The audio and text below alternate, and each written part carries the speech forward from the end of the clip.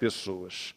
Vamos lá, falar do lançamento oficial da chapa Lula-Alckmin. Lula presidente, Lula do PT e Alckmin agora do PSB.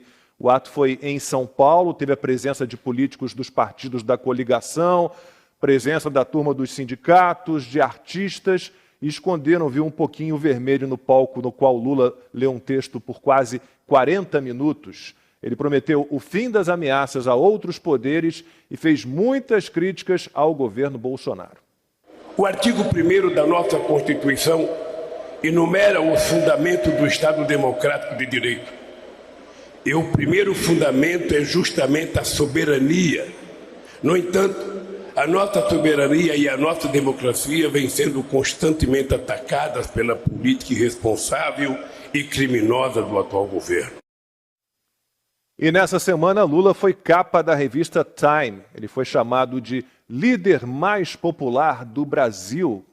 Mas declarações dele sobre a guerra na Ucrânia, publicadas pela revista, foram muito criticadas. Lula é popular na imprensa estrangeira e nos institutos de pesquisa, mas segue distante do povo no Brasil. Uma das frases da semana foi: Lula sai na Time, mas não sai na rua. Em agenda na região de Campinas, aqui em São Paulo, Fernando Haddad chegou a confirmar que apenas 6 pessoas abordaram o petista num trajeto. Nessa caminhada curta que nós fizemos, da casa de uma companheira moradora aqui, estava apresentando a sua casa para o presidente, nós fizemos uma pequena caminhada. E nessa pequena caminhada, umas 6 pessoas abordaram o presidente Lula. 6 pessoas. Aliás, o presidente Bolsonaro foi hoje ao jogo de Flamengo e Botafogo em Brasília. Ouvi dizer, não tenho a confirmação, de que foi aplaudido pelas 2 torcidas. Eu queria ver o Lula lá no Nilson Nelson, em Brasília, no Maracanã, na Vila Belmiro, em algum estádio. Porque quando ele vai para a rua, o Lula, ele tem escolta armada. Olha, essas imagens circularam durante a semana aí nas redes sociais. É o presidente Lula chegando a um condomínio em Campinas e a gente vê ali os seguranças dele, seguranças do petista, portando arma. Tem uma submetralhadora na mão daquele ali com uma camisa azul claro, né? Tudo isso para intimidar um grupo que protestava contra o ex-presidiário. Um dos seguranças arranca uma faixa que estava num carro, Lula lixo. E quem também está um pouco intolerante é a presidente do PT, a Gleisi Hoffmann. Vamos ver.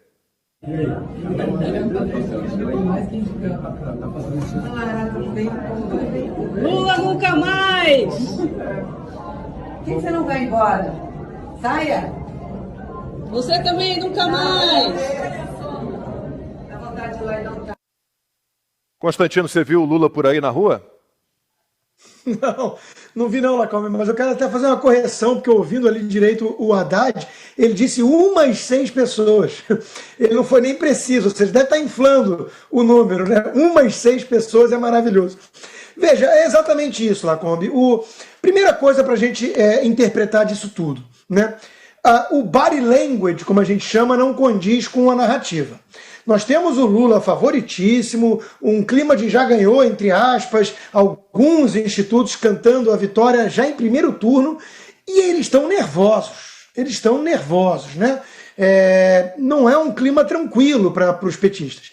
Aí o presidente vai lá, o ex-presidente não tem povo nas ruas, né?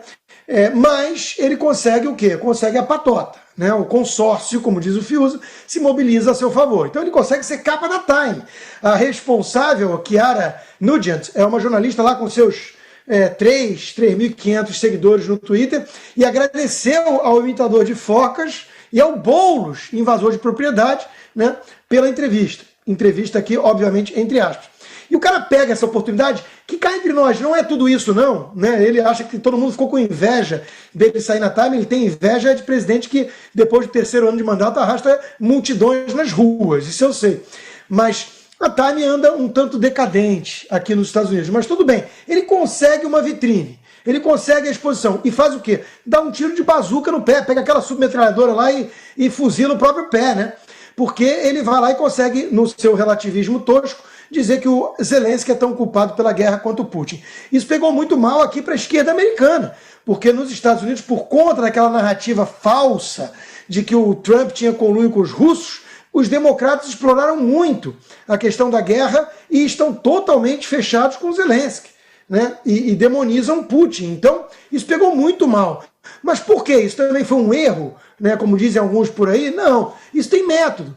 O Lula e o PT todo vem daquela época lá de narrativas de Império Estadunidense. Eles tomaram partido da União Soviética na Guerra Fria.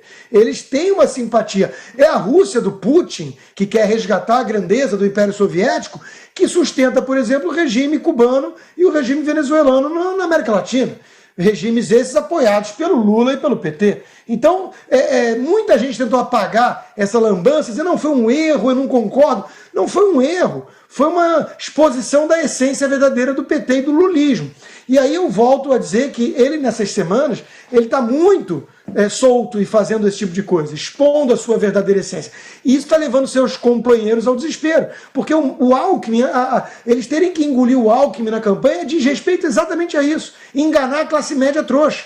E aí vem o Lula e começa a dar tiro no pé atrás de tiro no pé.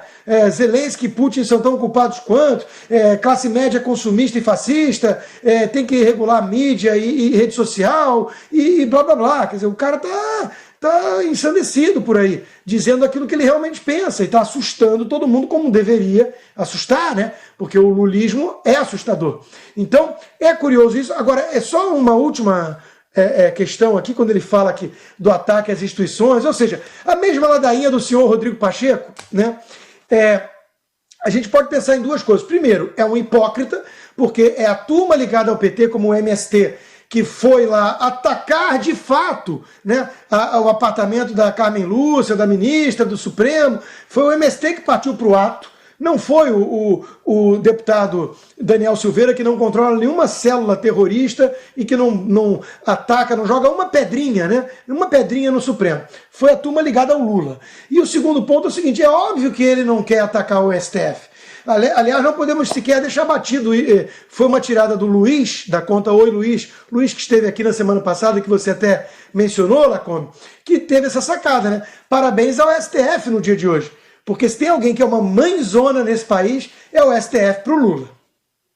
Ô Fiuza, posso usar uma expressão de futebol? Porque a gente não vê o Lula nas ruas, né? E a gente viu o Ciro Gomes numa feira, né, de agronegócios, uma feira agrícola, e aí aquela velha expressão do futebol, o Ciro procurou o contato veio, nada a marcar, lembra lá da situação, mas o Lula não procura o contato, porque é difícil a gente entender o que se passa no Brasil nesse momento com o alegado, aí, o líder das pesquisas, tendo que se resguardar, ou não indo às ruas, ou quando vai às ruas é sempre com a turma dele, como a gente viu aqui, como eu vi pessoalmente no Pacaembu, uma turminha bem pequena, falando só para a claque dele. Tá tudo muito estranho, Fiuza. Eu posso interromper Claro. segundo para fazer um pedido para o Fiuza? Eu queria que o Fiuza começasse o comentário dele com o comentário que ele fez essa semana sobre a arma do segurança do Lula. Pois é, porque o Lula veio com esse papo aí Ele está todo ensaiado, né? Mal ensaiado, então é tudo artificial ali, aí tem essa história, né, das armas do Bolsonaro, a questão do porte e posse de arma, que é um dos pontos que o presidente Bolsonaro defende, e aí ele vem com, né, uma demagogia, né, uma cartilhinha mal feita, né, assim, até para contrapor essa plataforma, poderia ser mais efetivo, mais inteligente, mas ele veio com esse negócio, não, em vez de clube de armas, clube de livros, né? E aí foi isso, óbvio, né? Aparece ali, é claro que em torno do Lula, do petismo, o que existe é truculência, a gente sabe disso desde os acontecimentos em Santo André, a gente sabe disso desde do assassinato do Celso Daniel, a gente sabe que a violência ronda o PT. A gente sabe que existem, né, nas suas ações, e isso tudo foi sentenciado pela justiça, embora a gente esteja nessa tentativa de lavagem de memória e total, mas o que foi sentenciado pela justiça foram esquemas brutos, né, esquemas criminosos. E, evidentemente, que existe, né, e eu sempre coloco, né, Ana, que pior do que o Lula e o lulismo, que o parasita, o que você espera dele é que ele vá parasitar. Pior do que isso é uma certa intelectualidade, né? Uma certa elite que recebeu instrução, que a sociedade deu tudo de bom, de saúde, de educação, de oportunidades, e fica aí fazendo essa bajulação de Lula, um ladrão condenado, né? É claro que a desculpa para dizer que o Lula não é um ladrão é muito frágil, né? Assim, porque uma medida do Supremo Tribunal Federal que disse que não era o juiz natural julgando, mas os crimes foram sentenciados e reconhecidos até terceira instância, até Tribunal Superior. Isso a revista Time tinha obrigação de assinalar, né? Não de colocar que é um homem que vem do exílio, né? Isso, assim, eu só quero dizer o seguinte, como já falei anteriormente, né? Se querem ser ardilosos, estão muito mal preparados, né? Até para fazer o mal, estão muito mal preparados. Então, diante disso, o Lula fez essa comparação ridícula, né? Senão, em vez de clubes de tiro, clubes de livros, né? Ditaram isso para ele. E ele aparece ali com aqueles homens armados, né? Hoje, o Lula é um personagem obscuro, né? O Lula, ele é uma carranca. O Lula, ele está na sombra. Não tem como o Lula estar na luz. A sociedade não adianta. Você pode ter, infelizmente você tem, né, esse conluio de imprensa que já foi importante no Brasil, fazendo essa vista grossa para o que o Lula representou, com seu cartel de empreiteiros, com a sua brutalidade sobre as instituições. Olha, a literatura da Lava Jato, os livros estão aí. É um negócio assim que você... ali realmente... A única coisa pródiga, né, que você vê sair do petismo é aquela quantidade de esquemas. Assim, a gente viu muito a Petrobras por causa do Petrolão, mas tinha esquema em tudo quanto é lugar, em tudo quanto é instituição. Usa fundo de pensão, usa sindicato, vai no BNDES, empodera, cria um multibilionário à luz do dia, tráfico de influência por tudo quanto é lugar, a quantidade de gente que foi caso de polícia no petismo, olha, os ministros todos, a própria Gleisi, o ex-marido dela, Paulo Bernardo, Guido Mantega, o presidente do BNDES, os diretores da Petrobras, já falamos, aqueles mais próximos, Bunlai, tesoureiros do PT, Vacari, Delúbio, isso tudo foi caso de polícia, isso tudo esteve em processo judicial e boa parte desses que eu falei como réus. Então, de fato, foi a propensão ao crime foi pródiga, né? Estou fazendo evidentemente uma ironia, e esse personagem não tem como, ele é isso. Ele é essa herança de delinquência, não tem nada mais para tirar do Lula. Né?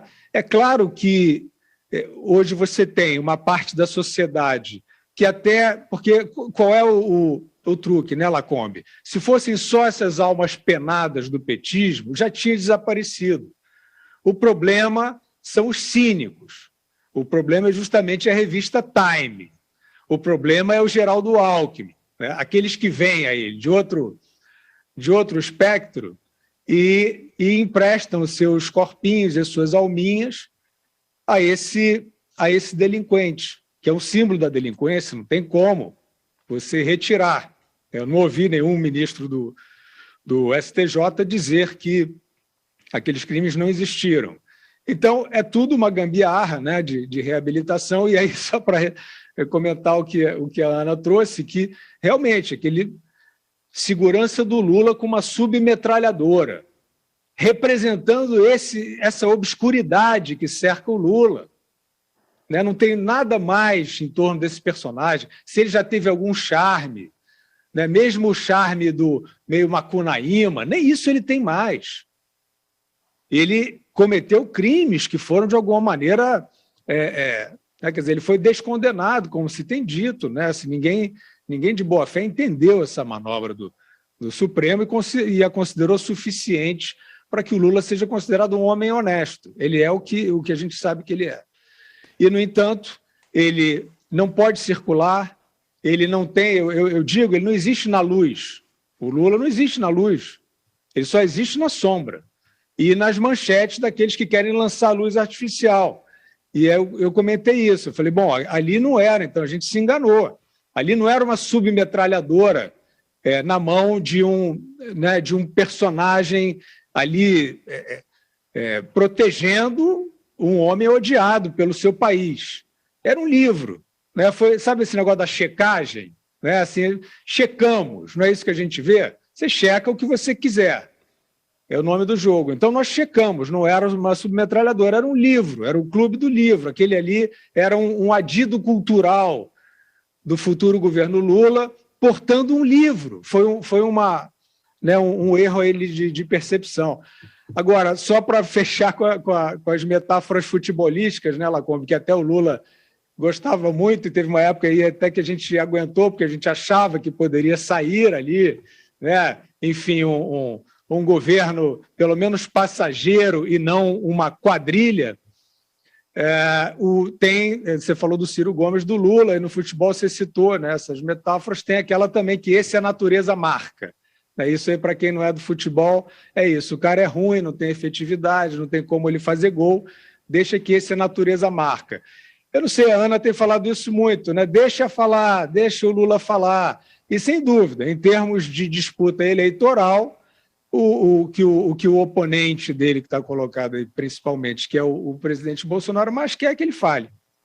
Não precisa nem marcar, deixa ele na banheira lá, falando as bobagens dele, que tá bom demais. Ana. Inclusive, nessa entrevista da revista Time, não foi apenas o sincericídio sobre Zelensky, né, que causou aí uma estranheza global aqui nos Estados Unidos, representantes da Ucrânia também, né, a embaixadora da Ucrânia no Brasil também se manifestou, mas ele disse, quando perguntado sobre os caminhos econômicos, as plataformas econômicas para o Brasil, caso eleito, ele respondeu, eu não sei, se eu for eleito, depois eu decido. Então, nós temos que prestar atenção, muita atenção, porque todos os indícios do que ele fará, né, isola aqui, né, se esse homem for eleito, está tudo aí preto no branco. E lembrando que a Time não está mais entre as 25 publicações mais importantes aqui dos Estados Unidos, né? Hoje ela detém aí um poderio de influência no campo da informação muito pequeno. Só queria